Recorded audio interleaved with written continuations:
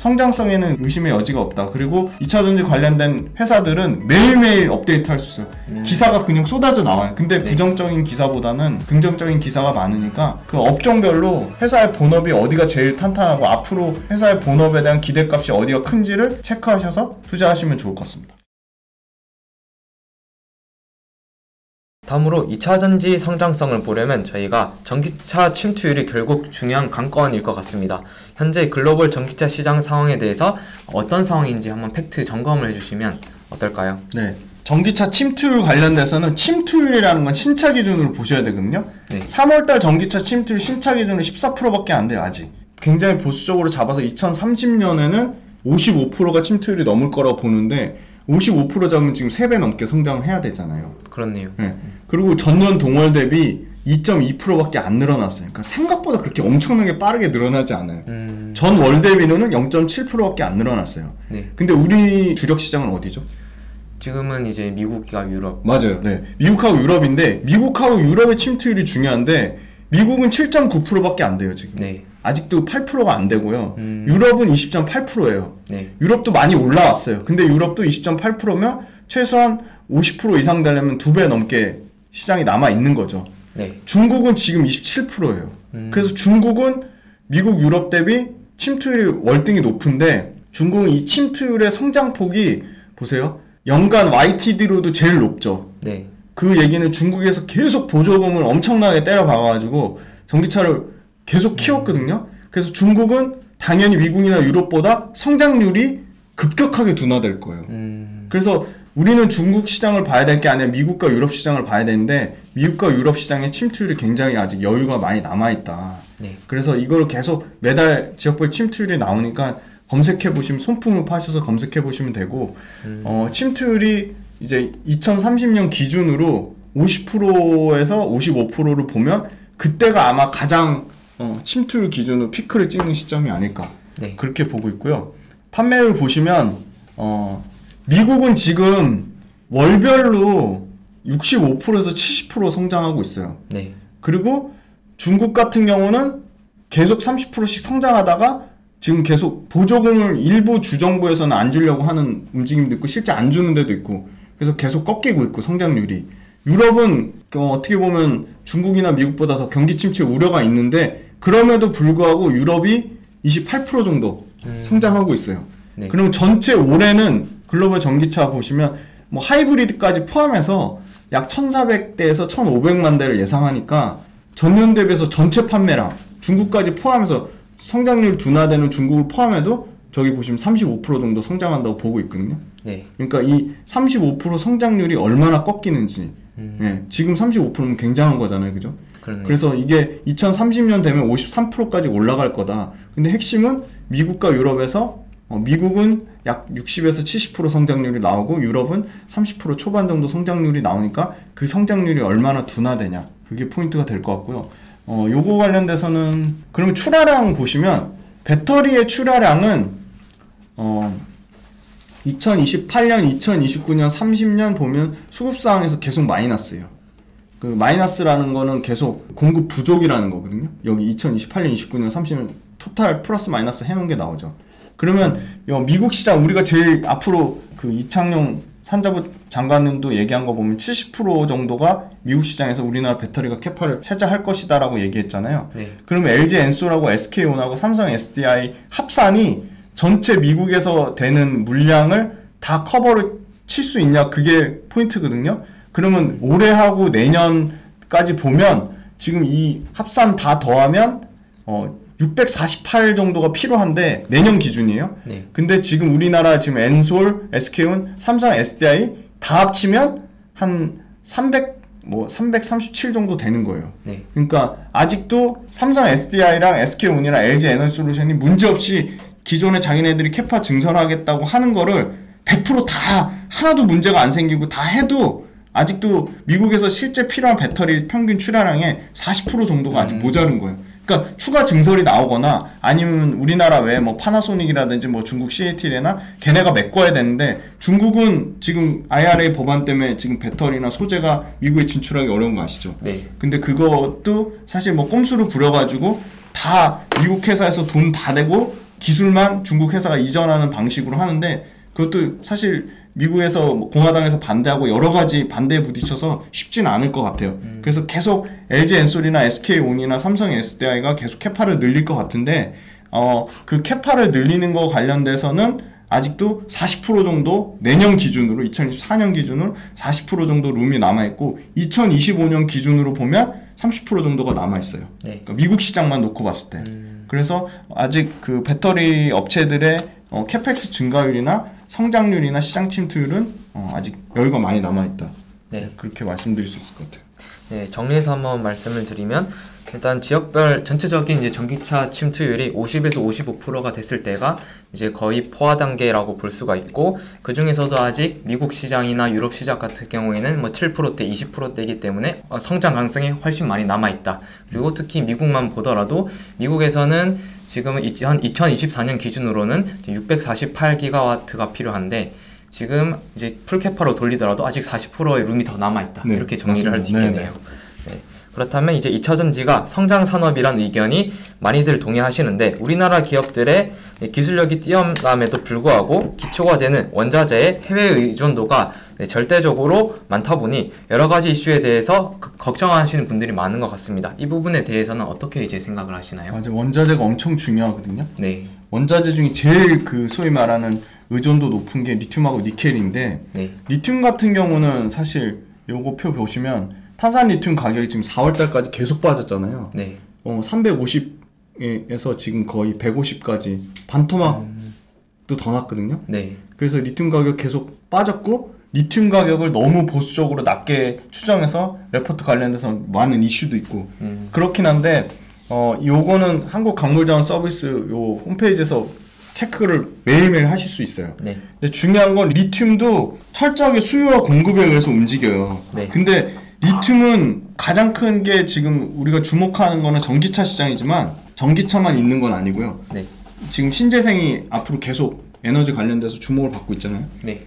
그럼 신재생이 풍력이나 태양광이 전력이 왔다 갔다 해요. 그래서 우리가 필요한 낮에 전력을 집중해서 쓰고 밤에는 불필요한 전력을 뭐 버리거나 그렇게 전력 낭비가 심한데 네. 그거를 전력을 어딘가에 저장했다가 다시 재활용해서 써야 되는데 그때 반드시 필요한 게 ESS라고 에너지 저장 장치거든요. 네. 근데 에너지 저장 장치도 배터리가 무조건 필요해요. 네. 근데 에너지 저장 장치에 쓰는 배터리가 막 하이니켈 양극재 3원계 배터리처럼 고급 배터리가 필요하진 않죠. 그래서 ESS에는 LFP 배터리를 쓰는 거고요. 네. LFP 배터리는 LG 엔솔이나 SK온도 2025년부터는 양산할 거예요. 이건 중국의 BYD나 CATL만 하는 건 전혀 아니고요. 네. 이 LFP 배터리 기술 자체가 엄청나게 막 고부가치 기술도 아니고 그래서 이거는 뭐 LFP 배터리 침투율에 대해서 걱정하시는 분들 많은데 그건 큰 의미가 없다. 그래서 중요한 건 뭐냐, 리튬이 전기차에만 쓰이는 건 아니다. 앞으로 네. 이제 전기 선박도 나올 거고 전기 항공기도 나올 거고 UAM 들어보셨죠? 도시항공 네. 모빌리티. 네. 그것도 배터리가 쓰이고 배터리가 무궁무진하게 많이 쓰기는 심지어 농기계에도 쓰이고 네. 로봇에도 쓰여요. 로봇에 선 달고 그렇죠. 가지 않잖아요. 네. 다 배터리로 가잖아요. 그래서 배터리가 많이 쓰이면 쓰일수록 리튬의 수요는 폭증할 거고 네. 리튬 관련돼서 지금 리튬 이제 삼각지대라고 하잖아요. 칠레, 아르헨티나, 볼리비아 네. 이 세 나라가 일종의 옛날 우리 오펙 석유 카르텔처럼 자기네들만의 그 카르텔을 조성해가지고 쉽게 이 원래는 중국이 계속 뭐 칠레나 볼리비아나 뭐 이런데 지분 투자해가지고 중국이 막 광산에 막 지분을 막 엄청나게 많이 갖고 있거든요. 중국이 원자재가 많이 나서 위험한 게 아니라 중국이 이 뭐 아르헨티나나 볼리비아 이런데 뭐 칠레 광산을 많이 갖고 있어요. 리튬 광산을. 네. 그래서 다 중국이 그거 걔네 거 원자재 갖다 써서 가공해가지고 우리가 중국산 리튬, 가공한 리튬을 거의 90% 넘게 쓰는 거거든요. 네. 근데 그나마 천만 다행인 거는 포스코 홀딩스가 아르헨티나의 그 움베르토 여모를 갖고 있고 포스코 홀딩스도 지금 발빠르게 뭐 호주의 필바라랑 조인트 맺혀가지고 리튬 광산 하고 있고 LG화학은 미국의 피드몬트란 리튬 광산 그 소유권을 50대 50으로 지분 합작해서 갖고 있고 뭐 LG화학 외에도 뭐 여러 가지 포스코 퓨처엠이라든지 뭐 에코프로비엠이라든지 발빠르게 지금 그 삼각지대 외에 나머지 미국이나 호주나 뭐 심지어 콩고 뭐 남아프리카 공화국에 가서 지금 뭐 리튬이라든지 니켈 관련돼서 대비를 하고 있거든요. 네. 그리고 우리나라 정부에서 광물 자원 지도를 해가지고 어느 지역에 광물이 많이 나오고 그걸 정부에서 적극적으로 2차전지 소재 이게 굉장히 이 원자재 부족 문제가 심각한 걸 알고 네. 정부에서 광물 자원 지도라고 해서 정부에서 적극적으로 전략적으로 도와주고 있거든요. 네. 그래서 해외 의존도가 이게 굉장히 큰 이슈고 계속적으로 체크를 해봐야 되는데 그러면 그럴수록 원자재의 밸류체인을 잘 갖고 있는 포스코홀딩스나 LG그룹이나 에코프로 그룹은 더 주목받을 수밖에 없다. 네. 그래서 사실 이 원자재 관련돼서 이슈 때문에 걱정하시는 분들도 많지만 반대로 얘기하면 그만큼 원자재 관련돼서 리튬 가격이나 이 니켈 가격이 쉽게 빠지지 않을 거다. 그래서 왜냐면 리튬 가격이 빠지면 양극재 회사들이 판가를 비싸게 못 받거든요. 네. 그래서 양극재 4월달 판가 보시면 엄청 많이 빠질 거라고 생각했는데 오히려 안 빠지고 NCA 같은 경우는 0.9% 정도 올랐고 NCM 같은 경우도 2.8%밖에 안 빠졌거든요. 네. 그러니까 그만큼 판가를 견조하게 유지하는 거 보면 리튬도 철저하게 수요 공급에 움직여서 쉽게 가격이 빠지지 않을 거고 사람들이 우려하는 것보다는 우리나라 대기업들 포스코나 LG그룹이나 에코프로 그룹이 발빠르게 잘 대응하고 있다. 네. 그리고 정부에서도 광물자원 지도를 통해서 이 리튬이나 니켈이나 부족한 광물을 잘 대비하도록 도와주고 있어서 이게 걱정하는 부분에 대해서는 너무 과도한 우려보다는 이 부분에 대해서 계속적인 팩트 체크가 필요하고 제일 중요한 거는 리튬 가격이 얼마나 빠지는지 네. 그거 확인하는 게 제일 중요할 것 같아요. 그럼 제일 간단하게 심플하게 확인하고 싶으신 분들은 리튬 가격만 계속 네. 확인을 해도 된다. 리튬 가격 확인하고 네. 이 소위 말하는 3대 대기업 있잖아요. 네. LG그룹, 포스코그룹, 에코프로 그룹이 어디 지분광산, 리튬 관련된 광산을 사는지 그 다음에 제일 중요한 건 포스코홀딩스만 염호를 갖고 있으니까 네. 포스코홀딩스의 염호가 실제 매출이 얼마나 발생하고 가동률이 얼마나 나오고 그거는 뭐 계속 업데이트를 해드리겠습니다. 네 알겠습니다. 간단하게 정리를 하면 일단 앞으로 전기차뿐만 아니라 뭐 전기 선박 그리고 전기 뭐 UAM 같은 거 네. 그리고 농기계 로봇 앞으로 배터리가 쓰일 그런 확률 그런 성장성이 무궁무진하다 맞습니다. 보니까 네. 거기다가 뭐 ESS까지 네네. 결국 리튬은 계속 쓰일 수밖에 없는 네. 거고 그것과 관련해서도 한국 기업들이 발빠르게 네. 이제 지금 다들 진출을 하고 있고 정부에서 도와주니까 너무 네. 가격 걱정할 필요는 없고 걱정이 된다면 리튬 가격 체크를 계속하면서 우리 LG 그리고 에코프로 포스코 그룹의 이제 광물이나 이런 연모 같은 거 매입 현황을 잘 체크하자 네, 이렇게 맞습니다. 정리를 할 수 있을 것 같고요. 네. 마지막으로 2차 전지와 전기차 시장에 관심 있는 분들에게 하고 싶은 말 있으시다면 한 말씀 해주시면 좋을 것 같습니다. 네. 2차 전지가 고점 대비 30% 빠져가지고 심적으로 많이 힘드실 것 같고 뭐 2차 전지 성장세가 꺾인 거 아니냐 이제 뭐 근데 아까도 말씀드렸지만 제일 중요한 거는 2차 전지 제일 중요한 거는 2차 전지가 갖고 있는 본업 펀더멘탈 매출과 이익 성장률이 꺾이는지 네. 2차 전지 회사들이 엄청나게 몇천억씩 조 단위로 들어가면서 캐펙스 투자를 하잖아요. 네. 그게 급격하게 줄어든다든지 그러니까 5가지 포인트거든요. 전기차 첫 번째가 전기차 시장 침투율이 50% 될 때까지 얼마나 성장 여력이 남아있는지 네. 두 번째는 2차 전지 밸류체인 회사들의 매출과 이익 성장률이 꺾이는지 세 번째는 이 2차 전지 관련된 밸류체인 회사들의 캐펙스 투자가 급격하게 줄어드는지 지금 이 세 가지는 다 폭풍 성장하고 있거든요. 근데 줄진 않고 있어요. 그리고 네 번째는 아직도 전기차 주변에 전기차 타시는 분 있어요? 저는 아직 한 명도 없거든요. 저도 아직 그렇게 많이 네, 없거든요. 그래서 네. 사실 이 전기차 관련된 사람들이 다 전기차를 탄 시대가 와가지고 전기차가 더 이상 이슈가 안 되는 거예요. 네. 그렇게 화제가 되지 않을 시점이 아마 성장률도 꺾이고 캐페스 투자도 안 하고 전기차 침투율도 뭐 50% 이상 되고 그게 다 맞물릴 것 같은데 그 시점에 아주 조심스럽게 보수적으로 예측해도 향후 3년은 여력이 남아있다. 그래서 주가 빠져서 힘드신 건 알겠는데 2차 전지 회사에 본업이 문제가 생기면 그때 파시는 건데 본업에는 전혀 문제가 없고요. 예를 들어 다른 지금 뭐 반도체랑도 비교를 많이 하고 또 뭐 최근에 뜨는 이제 뭐 미디어 엔터도 있고 바이오 제약도 있잖아요. 네. 미디어 엔터는 본업의 펀더멘털도 견고한데 사람들의 기대값도 올라와서 미디어 엔터가 좋은 거거든요. 네. 근데 바이오는 사람들의 기대값만 올라오고 바이오 제약 회사들이 갖고 있는 실적은 막 들쑥날쑥해요. 그러니까 네. 약간 불안한 거죠. 반도체는 실적이 나쁘진 않아요. 그리고 사람들의 기대값도 높아요. 그래서 최근 주가가 올라오는 건데 이렇게 보면 될 것 같아요. 반도체가 벌어들인 이익의 성장률이랑 미디어 엔터가 벌어들인 이익의 성장률이랑 2차 전지가 벌어들인 이익의 성장률, 매출의 성장률이 어느 게 가장 성장률이 높고 그 높은 성장률이 유지되는지 바이오제약, 뭐 반도체, 2차 전지가 매출과 이익 성장률이 올해보다는 주식은 항상 미래에 대한 기대값이거든요. 네. 올해보단 내년, 내년보단 내후년의 기대값이 어느 게 가장 큰지, 매출액 성장률, 이익 성장률, 그다음 뭐 여러 가지 침투율, 시장 침투율 이런 게 종합해 봤을 때 올해보다 내년, 내년보다 내후년이 계속 좋으면 그 회사를 믿고 계속 장기 투자할 수 있는 건데 네. 지금 현재로서는 반도체가 사람들 기대값 때문에 많이 올라오긴 했어요.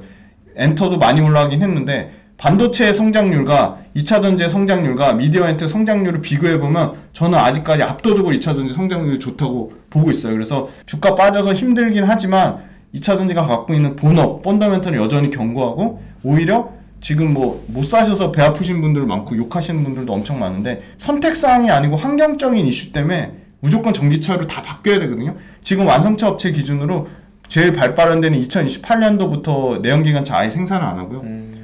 더 긴 호흡으로 보면 2035년까지는 다 내연기관차가 아예 없어질 거예요. 그래서 내연기관차 만드는 회사들도 올해부터 2025년까지 3년 동안 미국에서 신차, 전기차 신차 나온 게 120종이고요. 네. 유럽에서 80종에서 한 거의 100종까지 나오거든요. 그러니까 미국하고 유럽에서는 200대 넘게 전기차 신차가 나오는데 거기에 얼마나 많은 배터리가 필요하고 얼마나 많은 양극재가 필요하고 음극재가 필요하겠어요. 그래서 성장성에는 의심의 여지가 없다. 그리고 2차 전지 관련된 회사들은 매일매일 업데이트 할 수 있어요. 기사가 그냥 쏟아져 나와요. 근데 네. 부정적인 기사보다는 긍정적인 기사가 많으니까 그 업종별로 회사의 본업이 어디가 제일 탄탄하고 앞으로 회사의 본업에 대한 기대값이 어디가 큰지를 체크하셔서 투자하시면 좋을 것 같습니다. 네, 마지막으로도 좋은 말씀 많이 해주셨는데 그 중에서도 제가 들었을 때 기억에 많이 딱 임팩트가 있었던 거는 이제 그 주가는 네. 결국 회사의 펀더멘탈과 맞습니다. 사람들의 기대값이죠. 맞습니다. 네. 지금 같은 경우에는 네. 사실 펀더멘탈은 그대로인데 2차 전지에 이제 주가가 하락하니까 사람들의 기대값이 떨어졌어요. 기대값만 떨어졌어요. 네. 본업은 굳건한데. 네. 그럼 그때가 오히려 기회가 될 수 있죠. 갖고 계시지 못한 분들한테는 본업은 멀쩡한데 기대값만 떨어졌으면 굉장히 좋은 찬스인 거죠. 네. 네. 이렇게 해가지고 오늘 인터뷰는 여기서 마치도록 하겠습니다. 네, 오늘도 많이 시청해주셔서 감사하고요. 오늘 나와서 이제 좋은 얘기 많이 해주셔서 정말 감사합니다. 훈훈한 주식 유튜브도 많은 구독 부탁드리겠습니다. 네, 훈훈한 주식 유튜브 구독 부탁드려요. 감사합니다. 네.